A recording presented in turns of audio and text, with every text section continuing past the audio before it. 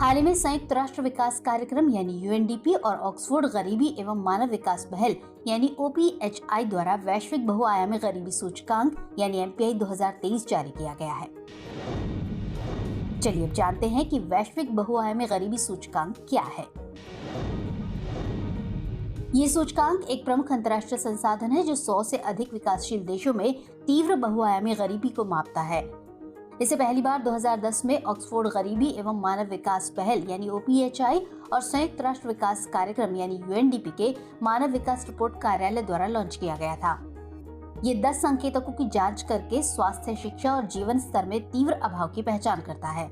इनका विवरण इस प्रकार है। स्वास्थ्य, पोषण, बाल मृत्यु दर, शिक्षा, स्कूली शिक्षा के वर्ष, स्कूल में उपस्थिति और जीवन स्तर, खाना पकाने के ईंधन, स्वच्छता, पेयजल, बिजली एवं आवास तक पहुंच और संपत्ति का स्वामित्व। एक व्यक्ति बहुआयामी रूप से गरीब है यदि वो 1/3 या अधिक भारित संकेतकों यानी 10 संकेतकों में से वंचित है।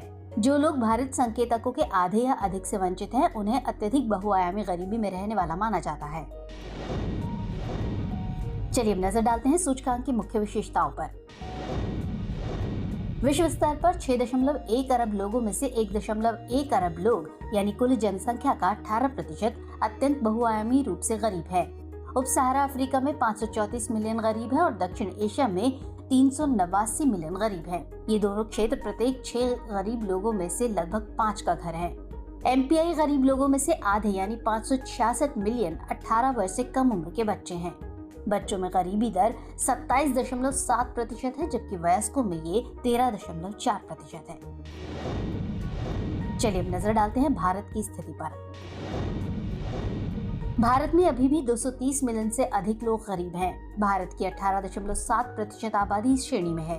गरीबी उन्मूलन में भारत की प्रगति की बात करें तो भारत उन 25 देशों में शामिल है जिन्होंने 15 वर्ष के भीतर अपने वैश्विक MPI मूल्यों को सफलतापूर्वक आधा कर दिया है।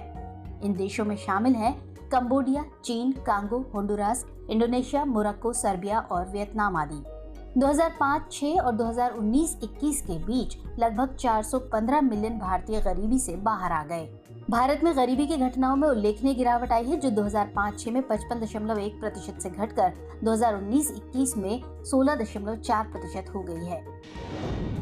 अब बात करते हैं अभाव संकेतकों में भारत के सुधार की। भारत ने सभी 3 अभाव संकेतकों यानी स्वास्थ्य, शिक्षा और जीवन स्तर में उल्लेखनीय प्रगति की है। सभी क्षेत्रों और सामाजिक आर्थिक समूहों में गरीबी में गिरावट समान रही है।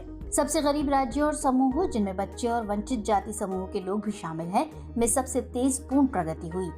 बहुआयामी रूप से गरीब और पोषण से वंचित लोगों का प्रतिशत 2005-06 में 44.3% से घटकर 2019-21 में 11.8% हो गया और इसी के साथ बाल मृत्यु दर 4.5% से गिरकर 1.5% हो गई।